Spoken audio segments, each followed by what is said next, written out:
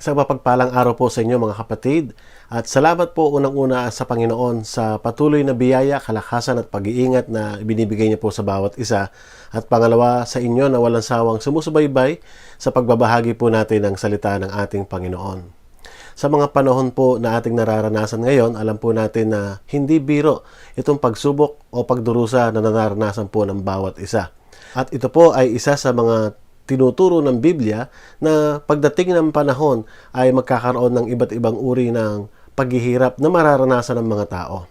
Naniniwala pa rin po tayo na ang Diyos ay nakatunghay sa atin at Siya ang may kontrol ng lahat ng ito at patuloy tayong magtiwala na may ginagawa ang Diyos sa kabila po ng ating mga nararanasan. Kaya malaking hamon po lalo na sa mga kapwa mananampalataya na nakikinig ngayon na tayo ay magpatuloy.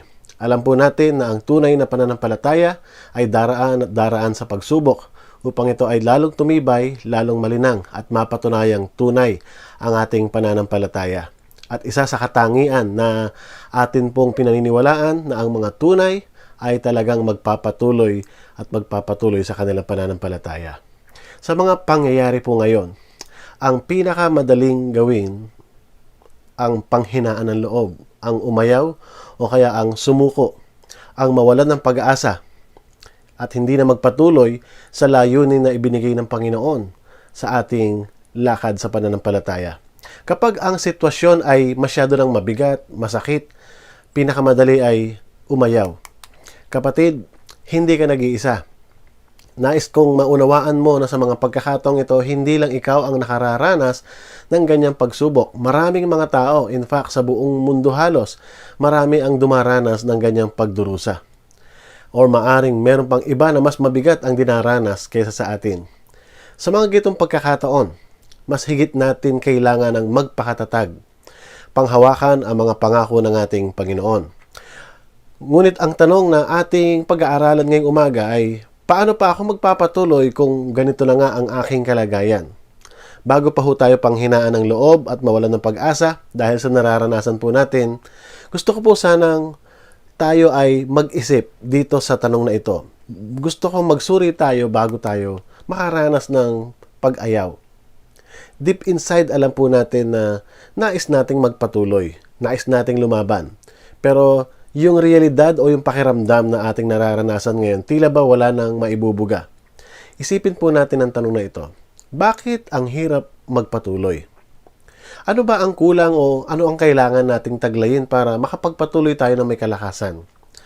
Para makapagpatuloy ng malakas at tapusin ang takbuhin o yung layunin na inilaan ng Diyos para sa atin. Isa sa mga pinakamakulay na buhay na makikita natin sa Bagong Tipan ay kay Pablo. Si Pablo ay isang taong matalino sa kasulatan, relihiyoso, debotong Hudyo, at nagawa niya halos lahat ng inuutos ng kanilang tradisyon. At kasama ng kanyang pagiging deboto ay nagawa niyang pahirapan yung mga tagasunod ng ating Panginoon Kristo sa pag-aakalang nagpapakalat sila ng maling aral. Hanggang sa siya ay binago ng ating Panginoon, ang akala niyang fake news na pinapakalat na aral ng mga apostol na nabuhay di umano ang kanilang tagapagturo, ay siya yung hinihintay palang tunay na Mesiya o tagapagligtas ng mga Hudyo at ito'y tunay na naranasan niya. Hindi gawa-gawa ang balita, kundi tunay. Nakumbinsi siya noong panahon na sana ay pupunta siya para mang-aresto ng mga mananampalataya o disipulo ng ating Panginoon. Subalit, siya ang inaresto ng ating Panginoon. Nang marinig niya mismo ang tinig sa langit at sinabing ang Panginoon ang kanyang inuusig, doon siya nagsisi, nagbago at doon nagsimula ang layunin o yung kanyang takbuhin sa espiritual na buhay. Bagamat ang dami niyang nalalaman sa kasulatan, ang totoo, hindi kumpleto. May kulang pa. Alam niya ang lumang tipan, pero hindi pa kumpleto ang nalalaman niya dahil hindi pa niya nakikilalang lubos ang ating Panginoong Kristo. Ang kaganapan at ang magbubuo ng lahat ng kanyang napag-aralan ay si Jesus. Si Jesus ang susi para magkaroon ng kulay yung mga aral na alam niya. Mas naging malinaw sa kanya ang lahat ngayon nung makilala niya ang ating Panginoon. Kumbaga sa panonood ng telebisyon, bagamat napapanood mo pero medyo malabo dahil ang tibing gamit ay yung mga makaluma. Pero nung makabili na ng makabagong telebisyon yung manipis at UHD, mas naging malinaw at buo na ang napapanood mong picture. Ito ang naging simula ng buhay ni Pablo. Mula noon, saan man siya magpunta, iisa ang kanyang gustong-gustong gawin. Iisa ang dahilan ng kanyang saya. Ito ay ang ipangaral ang ebanghelyo. Masaya siyang magpapatuloy. Pero dumating ang panahon na ang gustong-gusto niyang magawa, ang mangaral, ay tila ba hindi niya na magagawa dahil nakulong siya. Nasa loob ngayon siya ng bilangguan na tigil. Kumbaga sa atin, limitado na ang pagkilos na quarantine. Siya ay na-isolate at meron ng limitasyon para hindi siya makalabas basta-basta. Maunawaan natin si Pablo kung sakaling madepress siya o manghina siya o maaring umayaw siya at tumigil na sa kanyang bagay na gustong-gustong gawin. Kung ikaw ang nasa kalagayan niya, ano ang gagawin mo? Kung ang isang bagay na gustong-gusto mong magawa at malaya mong nagagawa, bigla na lang mawawala, sasaya ka pa ba? Susuko ka na ba? O magpapatuloy o kaya naman ay manghihina? Ano ang naging damdamin ni Pablo habang nasa kulungan siya? At tila ba walang bakas man lang ng panghihina ng loob pagdating sa kanya? Ang teksto natin pag-uusapan ay mababasa sa Pilipos 3, talatang 10 hanggang 14. Ang aklat ng Pilipos, aklat na kung saan ang pinakatema ay tungkol sa kagalakan o mga dahilan ng kagalakan ng isang mananampalataya or Christian's reasons to rejoice. Isang nakabilanggo na dapat nanghihina, na dapat ay nawawala ng lakas ng loob, ang nagbibigay payo at nagpapalakas ng loob sa mga taong malaya na nasa labas at nagsasabing magalak kayo sa Panginoon. Bakit nasasabi niya ang mga bagay na ito? Anong meron kay Pablo? Sana ganoon rin tayo sa kanya. Ito yung mga tipong masasabing sana all. Sana all madaling sabihin na kakayanin ko ito. Sana all masasabi nating matatapos natin ito. Kaya nga ba? Bakit nga ba? Kasi parang andaling sumuko. Bakit ang hirap magpatuloy? Pero kay Pablo, parang tila ba meron siyang sekreto. At ito yung ating gustong ibahagi ngayong umaga. Tignan natin ngayon ang sinasabi ni Pablo sa Pilipos chapter 3, talatang 10 hanggang 14. Ang tanging hangarin ko ngayon ay lubusang makilala si Kristo, maranasan ang kapangyarihan ng kanyang pagkabuhay na maguli, makihati sa kanyang mga hirap at matulad sa kanya pati sa kanyang kamatayan. Sa pag-asang ako may muling bubuhayin. Hindi sa nakamtan ko na ang mga bagay na ito, hindi rin sa ako'y ganap na. Ngunit sinisikap kong maisakatuparan ng layunin ni Kristo Jesus nang tawagin niya ako. Mga kapatid, hindi ko pinalalagay na natupad ko na ang mga bagay na ito. Ang ginagawa ko ngayon, nililimot ang nakaraan at sinisikap na makamtan ang mga nasa hinaharap. Nagpapatuloy nga ako tungo sa hangganan upang kamtan ang gantimpala ng pagkatawag sa akin ng Diyos sa pamamagitan ni Kristo Jesus, ang buhay na hahantong sa langit. Isa sa mapapansin natin na ginamit ni Pablo na paglalarawan sa buhay Kristiyano ay yung pagtakbo ng isang manlalaro. At kahit sa anumang palaro ng takbuhan, palagi mayroong finish line. Sa takbuhan, napakahalaga ng endurance. Mahalaga ang stamina. Madaling tumakbo ng matulid lalo na pagputok ng baril sa umpisa. Pero ang tanong, kaya bang tapusin ang laban? Kahit naman sa larong basketball o kahit sa iba pang palakasan, malakas at masigla sa umpisa. Matapos ang first half, doon mo malalaman kung sino yung magwawagi at kung sino ang may natitira pang lakas upang tapusin ang laban. Kailangan natin ito, ang endurance or yung staying power. Manatiling may lakas. Ito ay isang bagay na masasabi nating pambihira at hindi basta-basta natatamo. Hindi lahat ng tao may malakas na stamina. Hindi lahat ng tao makatatagal sa paglalaro. Para tayo magkaroon nito, dapat ay handa ka ring magbayad ng pawis pagdating sa pagsasanay. Handa ka magbayad ng kakaibang halaga. Mga kapatid, bilang isang Kristiyano, tayo ay tinawag ng Diyos hindi sa mabilisang pagtakbo, sprint, kundi tayo ay tinawag sa mahabang takbuhin na parang marathon. Sa palarong takbuhan, dalawa ang kadalasang problema. Ang una ay yung ibuhos mo ang lahat-lahat pagputok ng baril at pagkatapos ay manghihina na. Pero yung pangalawang problema ay ito, yung hinang-hina ka na pero ang layo pa ng finish line, hindi mo alam kung meron ka pang lakas na maibubuga. Ganon rin sa ating buhay.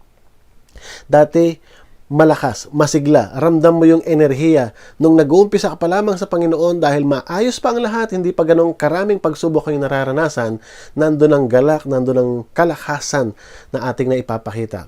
Pero kapag tayo ay nagpapatuloy sa Panginoon, makakaranas tayo ng pagsubok sa ating pananampalataya. Dito natin makikita yung staying power. Dito magkakaalaman kung magpapatuloy ka. Bagamat marami tayong pwedeng gawin o maraming gustong gawin, lalo na ngayong quarantine. Pero ang tanong, lahat ba ng ito nararapat bang gawin? Hindi natin layunin na kumbinsihin tayo na gawin natin lahat-lahat ng gusto natin gawin. Kundi ngayong umaga ay gusto po natin makita na gawin lang natin yung mga bagay na makabuluhan na dapat gawin na inaasahan ng Panginoon natin. Katunayan, ang ating sasabihin ay ito, huwag subukan gawin ang lahat, kundi piliin lang ang karapat-dapat gawin. So the challenge for us is not to do as many things as you want, but to challenge us to focus on the right things. Katunayan, merong isang lalaking gustong sumunod sa ating Panginoong Hesus sa aklat ng Lucas, subalit siya ay binigyan ng babala ng ating Panginoon at sinabing may lungga ang asong gubat at may pugad ang ibon. Ngunit ang anak ng tao ay wala man lamang matulugan o mapagpahingahan. Parang sinasabi ng Panginoon, kung ikaw ay susunod sa akin, dapat handa kang magtiis din doon sa mga hirap na maari mong danasin dahil sa pagsunod sa Panginoon. At doon sa kwento, alam natin na yung lalaking ito ay hindi nagpatuloy dahil mas nauna sa kanyang hanapin yung comfort at hindi siya handa na dumanas ng mga pagdurusa dahil sa pagsunod sa ating Panginoon. Sabi ng unang Pedro, talatang 21 ng chapter 2, ang pagtitiis ng hirap ay bahagi ng pagkahirang sa inyo ng Diyos. Ngayon, pag-aaralan po natin yung ating tanong sa ating pamagat, bakit ang hirap magpatuloy? Anong meron makikita sa mga itinuturo ni Pablo at nasasabi niyang madali na nakapagpapatuloy siya sa kabila ng kanyang nararanasang pagkabilanggo, na nakapagbibigay pa rin siya ng payo ng kagalakan sa mga mananampalataya? Unang bagay na gusto natin ibahagi ay ito, maliwanag na prioridad. Ang ibig pong sabihin ay mahirap makapagpatuloy kung hindi maliwanag yung prioridad natin sa ating buhay. Hindi ka makakapagpatuloy kung malabo ang direksyon na gusto nating tahakin. Kaya dapat magpasya tayo kung ano talaga ang pinaka-importante sa ating buhay. Trabaho nating manatili sa tamang direksyon at isa rito yung tamang pagkakakilala sa ating Panginoon. Madalas nating ikinalilito ang kahulugan ng joy at happiness. Ang inward joy ay nanggagaling doon sa knowing and trusting God, while happiness comes as a result of pleasant circumstances. Ang kagalakan ay nanggagaling doon sa pagkilala at pagtitiwala sa Diyos, samantalang ang kasiyahan ay nanggagaling lamang doon sa masasayang kalagayan. Inward joy is lasting. We can feel joy in spite of our deepest troubles, while happiness is temporary because it is based on external circumstances. Katulad kay Pablo na nagsasabing magalak kayo. Isa sa sekreto niya ay makikita natin sa verse 10. Ang tanging hangarin ko ngayon ay lubusang makilala si Kristo. Maranasan ang kapangyarihan ng kanyang pagkabuhay na maguli, makihati sa kanyang mga hirap at matulad sa kanya, pati sa kanyang kamatayan, sa pag-asang ako may muling bubuhayin. Maliwanag kay Pablo ang direksyon o yung layunin niya. Makilala, maranasan at matulad kay Kristo. Muli po natin balikan yung aral ng mga nakaraang linggo sa Roma 8:28. Alam natin that all things work together for good. Pero ano yung good? Ano yung tinutukoy sa talata na mabuti? Ang sinasabi sa talata ang kahit anong maranasan mo, maganda man o hindi maganda, pabor man o hindi, kung ikaw ay kasama doon sa mga nagmamahal, nagtitiwala at hinirang ng Diyos, lahat ng iyan ay magagamit ng Diyos papunta doon sa mabuting layunin. At ang mabuting layunin na iyon ay ano? Christ-likeness. Makonform o yung maging kawangis tayo ng ating Panginoong Jesucristo. Ibig sabihin nito, gagamitin ng Diyos ang lahat-lahat ng ito na karanasan natin sa buhay para tayo ay banalin. Para banalin yung mga hinirang ng ating Panginoon. Para matulad sa wangis ni Kristo. Kay Pablo, nasa kulungan siya this time. May kaalaman ba siya sa kasulatan? Of course. Kilala ba niya si Jesus? Siyempre. Pero Ang keyword dito sa ating binabasa ay yung salitang hindi lamang makilala, kundi lubusang makilala. To know Him more. Hindi siya kontento doon sa impormasyon lang na nalalaman niya na nando sa kanyang kaisipan. Alam niyang kulang pa. Ang gusto niya ay yung lalong makilala, lalong lumalim. At isa na rito sa sinasabi niya ay ito, maranasan, ma-experience. Yung reality na kanyang sitwasyon, gusto niya na mangusap pa rin at makilala ang Panginoon sa gitna ng mga nangyayari sa kanyang buhay. Para sinasabi niyang hindi sapat na marami akong nalalamang aral o doktrina lamang na nasa isip ko lamang, kundi yung maging aktual na buhay, lumalim pa rin ako sa pagkakakilala ko sa Diyos. Doon sa naituro natin sa Roma 8:28, kasama ang sufferings sa mga instrumento ng Panginoon na lalo natin siyang makilala. Maliwanag kay Pablo na isa sa dahilan kung bakit hindi agad siya pinanghihinaan ng loob o sumusuko, alam niya ang priority niya. Alam niya ang focus niya. Isa sa mabisang paraan para ikaw ay manghina o mawalan ng pag-asa, subukan mong gawing lahat. Siguradong mapapagod ka and eventually madidepress ka. Pero para kay Pablo, decide what will be your priority. At sana katulad ni Pablo, sabi niya, ang tanging hangarin ko ay lubusang makilala si Kristo. If knowing Jesus Christ is your priority, eventually, kahit sufferings, pwedeng gamitin ng Diyos bilang pagtuturo sa atin. Ito yung isa sa susi na ginagamit ng Diyos na kahit ang pandemyang ito na hirap na tayo. Dahil alam nating may tinuturo siya sa lahat, kung mauunawaan lamang natin, may nangyayaring paglalim sa pagkakakilala natin sa Kanya. Kaya nung nasa kulungan si Pablo, may pagpapakilalang gagawin ng Diyos sa kanya. Bagamat hindi siya makalabas para mangaral, pero may layunin pala ang Diyos sa kanya doon sa kulungan na iyon. If we will just focus on Jesus Christ, if we will just focus on the right things. Katulad na sinabi sa Hebreo 12:2, ituon natin ang ating paningin kay Jesus na siyang pinagmulan ng ating pananampalataya at siya ring nagpapasakdal nito. Isang tanong sa atin, alam mo ba ang prioridad mo, lalo na ngayong pandemic? Inalis ng Diyos ang mga bagay na akala natin kailangan natin para makita natin siya lamang ang kailangan natin. Sa pandemyang ito, mas na-realize natin na ang pagsamba hindi lang limitado kapag tayo ay nagkakatipon-tipon sa isang lugar. Na-realize natin na ang pagsamba kahit simple o walang instrumento, pwedeng magawa. Na-realize natin dahil sa pandemyang ito, na mahalaga ang pamilya at ito yung una nating dapat maabot ng salita ng Diyos. Ngayon marami tayong oras sa tahanan. Ano ang ating priority? Nawa sa panahong ito, mas lumalalim ang pagkakakilala natin sa ating Panginoon. Sa panahong ito na ang likas na tugon ng mga tao ay manghina at sumuko. Pero kung maliwanag sa atin ang disenyo ng Diyos sa ating sanctification, hindi ka susuko kaagad-agad bagkus tayo ay magpapatuloy. Kaya isa sa mga dahilan kung bakit nakapagpapatuloy ng malakas si Pablo, sa kabila ng kanyang nararanasan ay malinaw ang kanyang layunin. Malinaw ang kanyang prioridad. Ikalawa, maghanda sa pagsubok. Ang tanong kasi natin bakit mahirap magpatuloy? Mahirap magpatuloy kung hindi ka maghahanda sa pagsubok. Trabaho natin ang maghanda. Trabaho natin ang magsanay para tayo maging malakas. Actually, dito sa chapter na ito, doon sa una at ikalawang talata, sabi dito ni Pablo, finally, my brothers and sisters, rejoice in the Lord. To write this again is no trouble to me, and it is a safeguard for you. Beware of the dogs, beware of the evil workers, beware of those who mutilate the flesh. Sinasabi ni Pablo, huwag kayong mabibigla, pero sinasabi ko na may problema. Mag-ingat kayo doon sa mga aso o doon sa mga manggagawang masama at doon sa mga nagtuturo ng mali. So, dito kay Pablo, maliwanag na may problemang kakaharapin ng mga kapwa mananampalataya sa Pilipos. Minsan sa atin din. Ang problema ay talagang darating at darating. Pwedeng individual, pwedeng sa trabaho, yung mga nagpahinga sa trabaho, pwedeng sa pag-aaral na may bagong setup ngayon, minsan sa relationship o kaya sa family, at lalo higit kahit sa churches, lalo higit sa ating lipunan.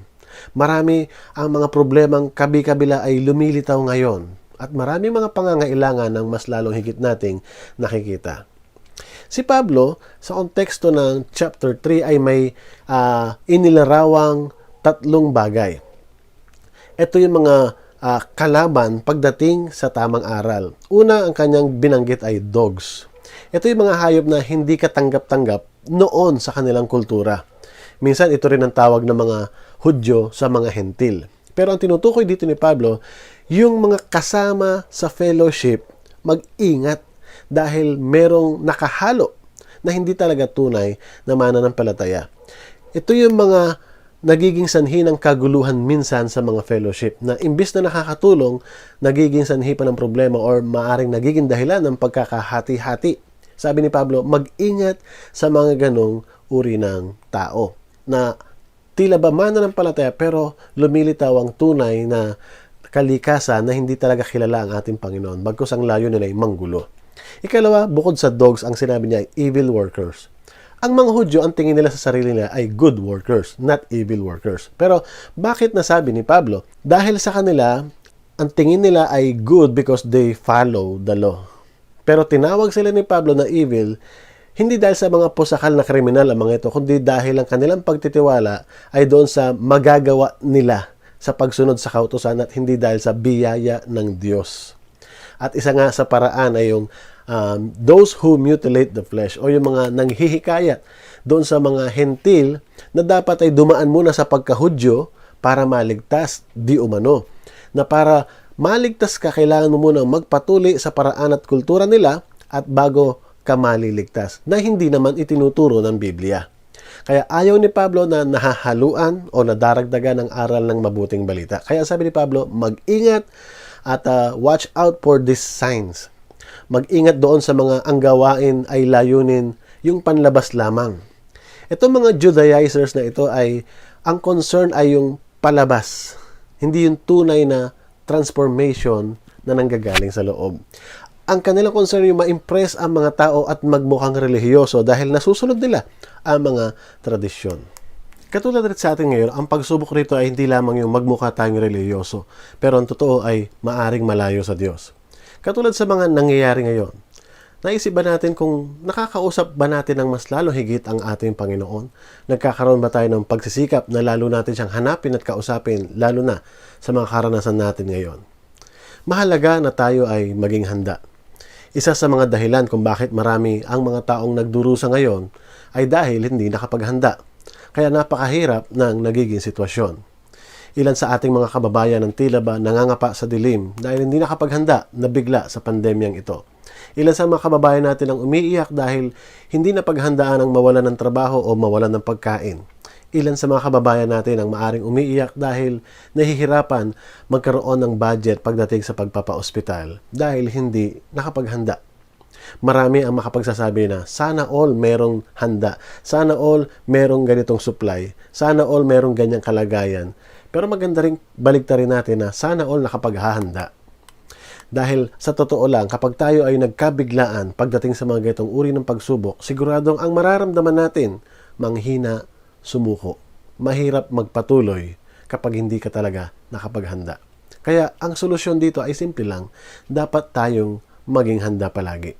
Hanggat tayo ay tumatanggi na may pagsubok o kasama ang pagsubok sa ating buhay, hindi tayo magkakaroon ng kapanatagan, bagkus tanggapin natin na kasama na talaga ito na ginagamit ng ating Panginoon at mararanasan ito ng mga mananampalataya, ito ay hindi na bago.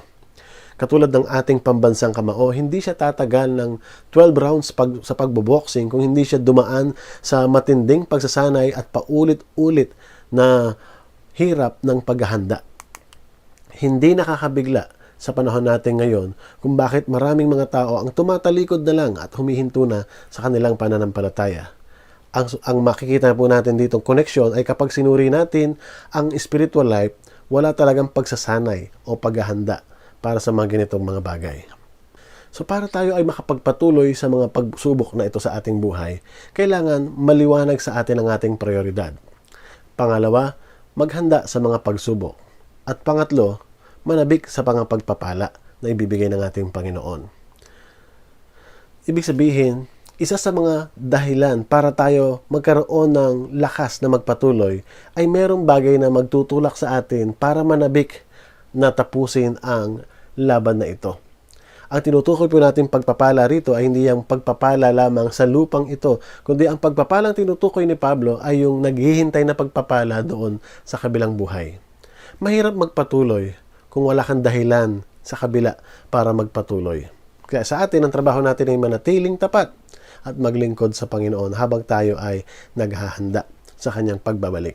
Katulad ng binanggit sa Hebrews chapter 12 verse 2, ituon natin ang ating paningin kay Jesus na siyang pinagmula ng ating pananampalataya at siya ring nagpapasakdal nito. Katulad ni Jesus, nagtiis siya hanggang dulo, hindi naman dahil sa madali ang kanyang pinagdaanan, kundi dahil nakahanda ang kanyang kalooban. Ituloy natin ang pagbasa, pagmasdan natin ang ating Panginoong Yesus na siyang nagtatag at nagpapasakdal ng ating pananampalataya na dahil sa kagalakang inilagay sa kanyang harapan ay tiniis niya ang krus, hindi inalintana ang kahihiyan at siya umupo sa kanan ng Diyos. Alam ni Jesus ang next episode sa mga sufferings na pinagdaraanan niya. In fact, may kasabikan siya na makapiling muli ang Ama. Nananabik siya dun sa kasunod na eksena na mga naranasan niyang pagkakapako sa krus.